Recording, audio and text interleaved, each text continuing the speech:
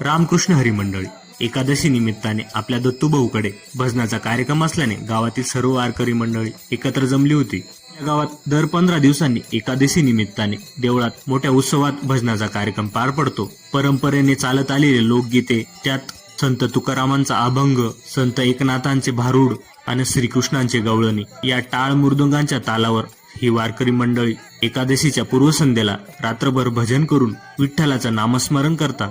पुराणाच्या काळात माणूस माणसाला भेटायला सुद्धा घाबरत होते, तेव्हा सुद्धा एकादशी निमित्ताने गावात न खंड पडता हे भजन होत होतं। तसंच वारकरी मंडळी दिवसभर शेतात राबून एकादशीच्या रात्री भजन करतात, कारण ही वर्षानुवर्ष चालत आलेली परंपरा टिकली पाहिजे या हेतूने वारकरी मंडळी कशाची अपेक्षा न ठेवता हे देवाचं काम चोख पार पाडतात। तुमच्याही गावात एकादशी निमित्ताने भजन होतं का? होत असल्यास हा व्हिडिओ त्या वारकऱ्यांना शेअर करा।